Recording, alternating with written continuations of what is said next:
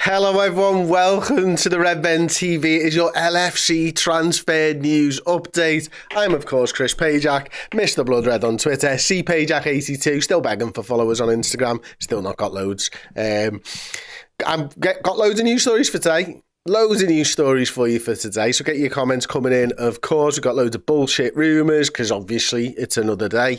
We've got some actual genuine news as well, so bear with us for that one. We'll be talking a little bit about the Liverpool kit as well. So we're going to kick it off with update on Virgil Van Dijk. Oh, look at that headline. Fabrizio Romano shares update on Virgil van Dijk. Now, let's just scroll down slightly. Liverpool defender Virgil van Dijk will hold a direct conversation with incoming manager Arne Slot, who will try to convince him to stay at the club. Well. Let's talk that through for a second then. The new manager is going to have a conversation with the captain of the football club.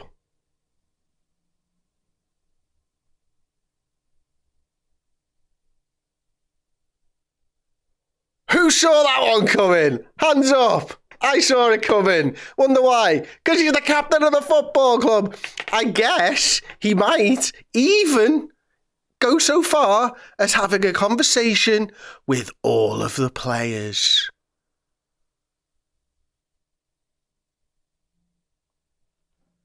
It would be wild if he never. Imagine the new head coach coming in and not talking to anybody. Just talk to his coaches. That's it. Maybe that's the future. Who knows? I certainly don't know. Anyway, we'll move on. Reports from Germany claim that the Dutch defender could move to Borussia Dortmund. Matt Hummels is reaching the end of his career, and Van Dijk is seen as an ideal replacement for the German defender. However, transfer guru Fabrizio Romano has quashed the rumour, saying there's been no contact whatsoever and the potential move is not happening. Yada, yada, yada. Romano said, reports in Germany, Holland in the last few days are saying that maybe he could go to Borussia Dortmund. Shocking move to Dortmund. What I'm hearing from sources, this is not true. He added, my understanding is that Dortmund are focused on different names. They'll try and keep Jadon Sancho and Ian Matson, but Van Dijk links are not something real or concrete at this point. Contacts are not taking place. It's not happening. Incoming manager Arne Slot will have a direct conversation, important, with Van Dijk, and he'll try to keep the experienced Dutch defender at the club as part of his project. Do you think there are managers that have indirect conversations? Like a Dutch fella talking to another Dutch fella talking, I don't know, Chinese through an interpreter? Would that class as an indirect conversation? Because that would seem difficult. I'm not sure whether there was a word count in this article, to be honest with you, on Sportsview. It feels like there was a word count and direct was thrown in there to bulk up the words. I'm just saying. But what is good about this is that Fabrizio Romano is saying it looks like there's going to be a conversation. Great conversation. But most importantly, it looks like the Borussia Dortmund stuff is a load of rubbish, which is great to hear. I imagine, just saying, that he might want to keep the best centre-back in the world. I know, right? I know. Who'd have thought that one?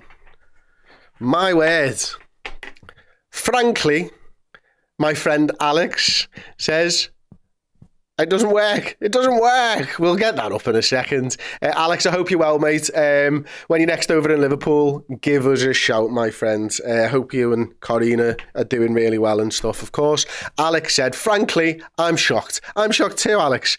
It's baffling to me that he might want to have a conversation with a footballer. Who's going to play for him? Who knows? Apparently, Van Dijk won't go to Dortmund, like WTF. Again, I can't get the comments up at the moment, so I don't know what's going on there. I'm sure Joe will be working feverishly behind the scenes to sort that one out. Next story then. Nicolo Barella. Again, Liverpool appear to have stolen a march on Arsenal, with the Reds closing in on a deal for Inter Milan midfielder Nicolo Barella, according to Spanish publication, the hardest word in Spanish to pronounce. I think it's Fajías. I don't know. It's spelled Fichajez, but I've got no idea. Listen, Arsenal were apparently interested. Manchester City were apparently interested. Liverpool apparently have stolen a march on it. I will keep saying it, and apologies for keeping on saying this, and apologies for keeping bringing transfer rumours to you. But until the manager sits down and has a direct conversation with Richard Hughes, and probably a direct conversation with Michael Edwards, and a direct conversation with the players at the football club, and a direct conversation with his coaches, then I don't think we will be having direct conversations with players who don't play for us, because I don't think that we'll be getting linked to players just yet without him looking at the squad, deciding what he's going to do, speaking to the players directly or indirectly, and seeing them train. He may have ideas about what he thinks right now, but I'm sure he'll get through the door. And certainly he'll have to have been announced as the next manager of Liverpool Football Club first and foremost. And we know that Michael Edwards and Richard Hughes won't just sign players. They will take input from the manager, of course. So that makes perfect sense to me. JD says it's Fichajez, I think. Fichajez. I like that. I can pronounce that. If every time that article's up, you need to be in the chat to put that in there phonetically for me. So please, yeah. Josh Payne said Klopp wanted Barella. He never got him. We ain't getting Barella on the slot. He's also 27 years old. Now, he can play in part of a two-man midfield, in that sort of double pivot, maybe alongside someone like Alexi McAllister. He can play in that number 10. But again, when you look at the makeup of this Liverpool squad, midfielders seems a bit of an odd one for me, because we've got Dominic Szoboszlai who can play the 10, we've got Gravenberch who can play the 10, we've got Harvey Elliott who can play the 10, we've probably got Kurt Jones who can play the 10, we've got Alexi McAllister who can play the 10. In terms of a double pivot, you've got a potential for Trent Alexander-Arnold in there, you've got McAllister in there, you've got Endo in there, you've got Stefan Bajcetic in there. That seems like a lot of midfielders for 3 spots to me.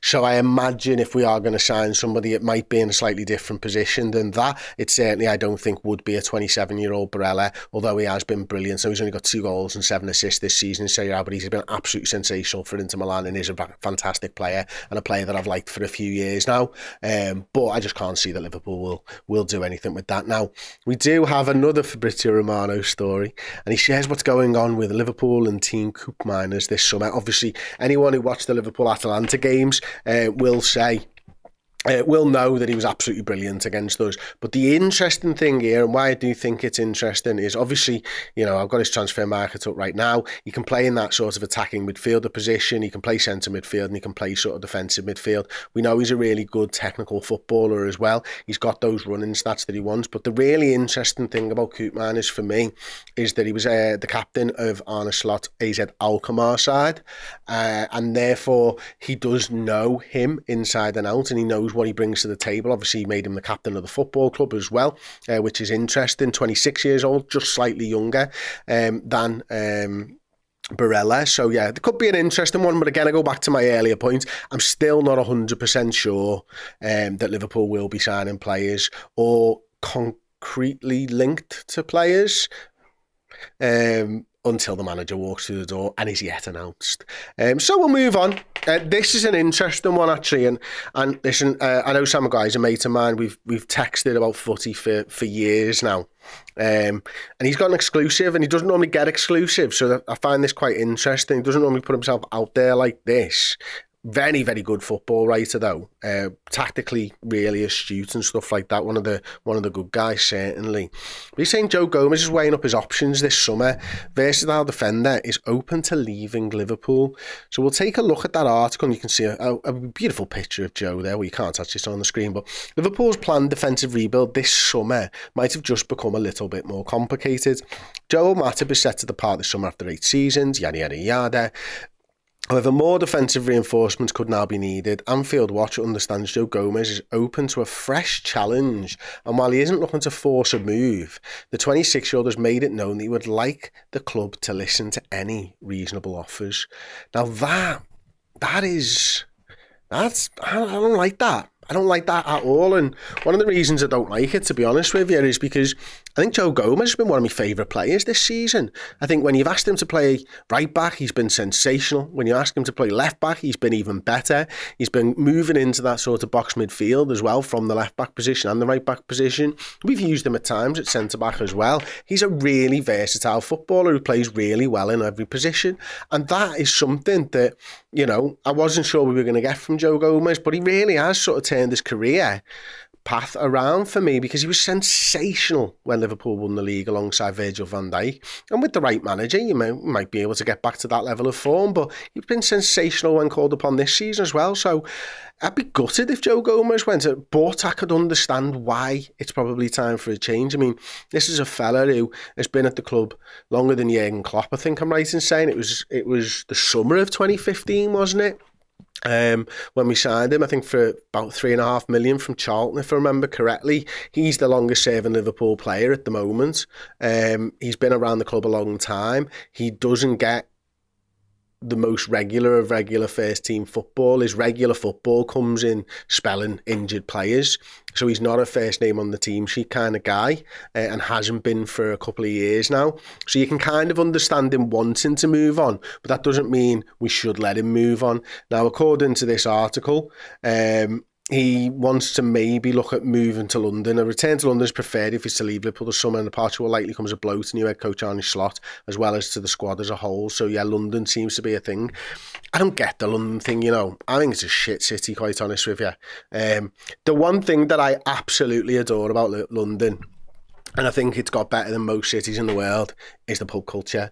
I love the pub culture. Finish work, go for a pint. Mainly they're just doing it so they don't get on a packed train, but it's great. And the pubs are fantastic. But the city itself, like, there's loads to do, don't get me wrong, but there's loads to do in every city around here.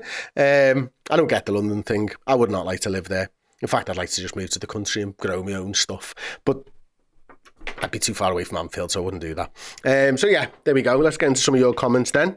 Russell Stubley says Joe Gomez is a perfect fit at left back. Agreed. Acham Ulhashan, so do you think it could be Gomez to Chelsea and Colwill coming the other way? Ooh.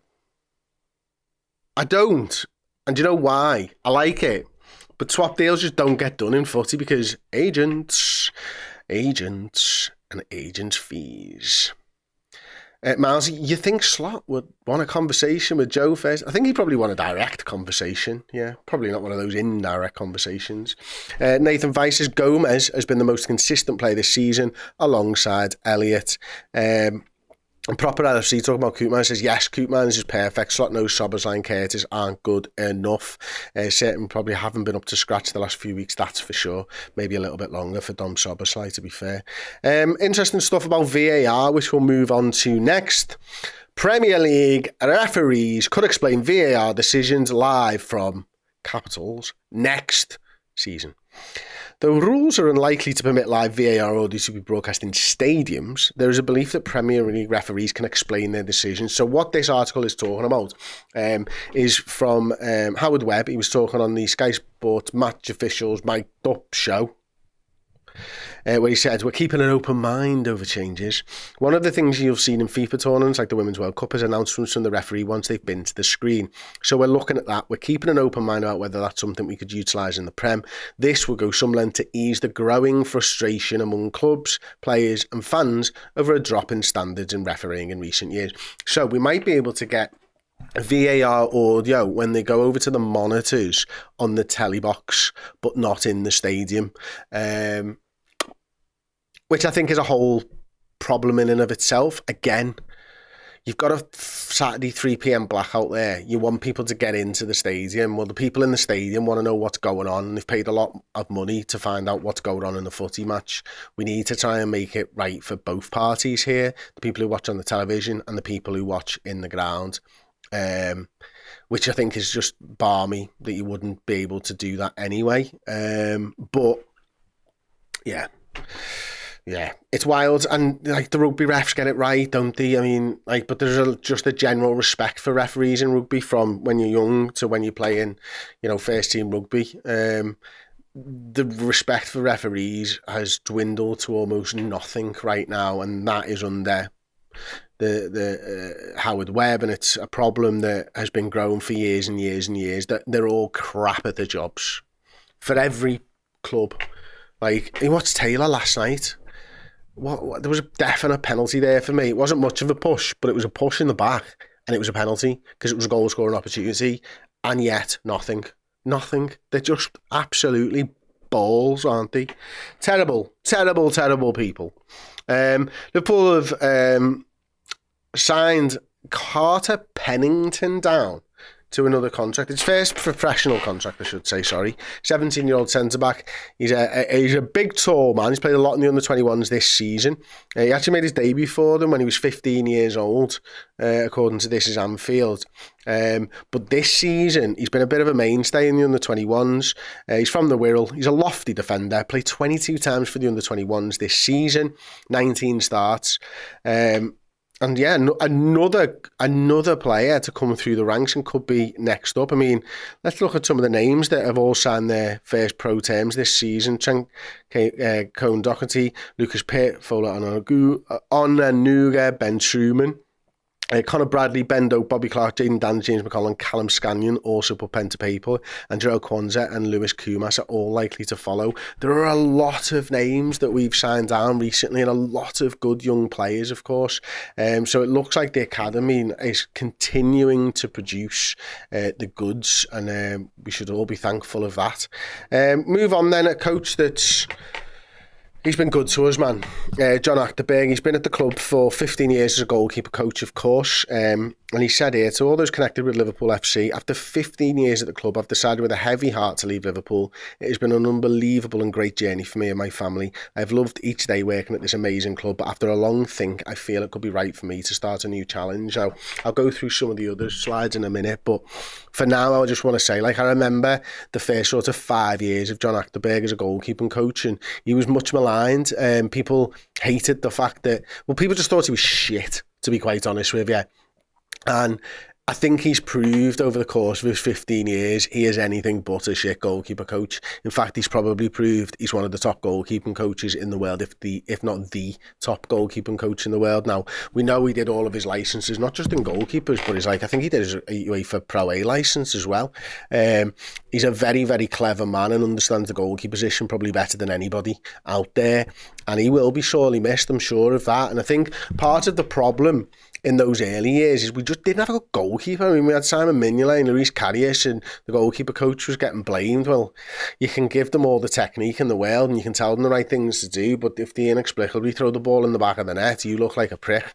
And unfortunately, that's what happened in those first few years. But as soon as we got a world-class goalkeeper in Alisson Becker, as soon as we got a good young prospect in like Caoimhin Kelleher, he's produced two outstanding goalkeepers. And let's not forget, and Adrian, in the first 10 games of the league season when Alisson was out, stepped up as well when we won the league. And so a goalkeeper that was past his peak, he got to perform well. A goalkeeper who was brilliant, he then made him the best in the world. And he's developed a young goalkeeper in Caoimhin Kelleher. I'm sure he will be sorely missed. But just wanted to read, there's quite a lot of photographs here, but I just wanted to read the one about Jurgen Klopp.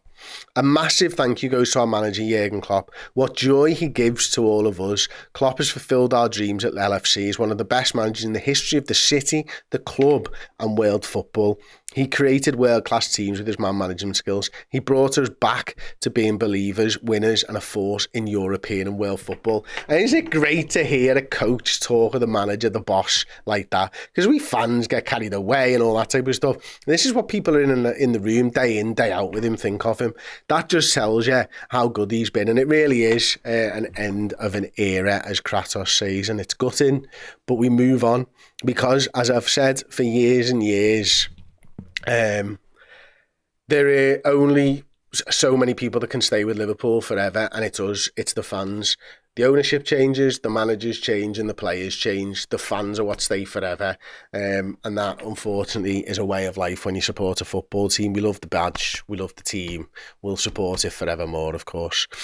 So let's talk home kit. The kit is out. Let me know what you think of it in the comments section. The collar's a bit of a wild one, isn't it? It's supposed to be a throwback to 1984. Looks all right, to be fair. The black goalkeeper shirt looks absolutely gorgeous. So yeah, absolutely brilliant. And you can see the photos and all that type of stuff on our Twitter. In fact, let's go over there and have a little look. Oh, well, that's still going to help if I don't type in Twitter. I'm still refusing to type in x.com. I'm not having any of that stuff, like. Let's have a little look, see what we got. Oh, award-winning independent Liverpool FC media. Okay, there we go. Let's take a little closer look there. McAllister looking resplendent in red. Darwin, excuse me, bloody hell. Darwin looking resplendent in red. Joe Gomez looking resplendent in red. And Virgil Van Dijk looking resplendent in his mach, which is fantastic. Yeah, looks pretty good, to be fair, doesn't it? And, you know, could be one of our last with Nike. Rumours is to be believed, but the collar is a bit of a wild one. Injury news update next from me, and actually from Sportsmo. Oh, quite good, this one, to be fair. Bora Orkma says, not using dark mode should be a crime. Listen, you. Anyone under the age of 40, fine. I'm signed with you using dark mode. Maybe 35 and under. I think I'm right in saying over 40s, it's light mode all day, baby. I don't know why. Funny me, Steve and Paul went for a meeting yesterday and we went to Homebake because why not support local business and stuff like that. We were at Hotel Anfield planning our end of season review. So we went over to Homebake and the three of us had to struggle to try and find dark mode on our laptops to see what thumbnails looked like in dark mode, which is wild. Oh, Mike, I'm 42 and I only use dark mode. You're a wrong'un. Mike's a wrong'un, just saying. Anyway, injury news. Diogo Jota out, hip injury, expected back Villa 13th of May. Conor Bradley could be back for this game. Right back will there is a slim chance that the right back will force his way back into contention this weekend. Ooh. Thiago Alcantara out, Joe Matip out, Ben Doak out, Bobby Clark, this is a new one. Teenage midfielder Bobby Clark announced on social media that he'd missed the remainder of the campaign due to an unspecified injury, although he would never have started Sunday's game. Binary 101 says, I'm 46 and use dark mode. Wrong'un.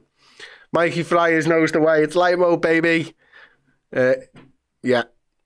You're all wrong'uns. I'm 23 and use that mode. Well, yeah, anyone under 35 religiously uses it, I'm sure. So there you go. That's been the news for today.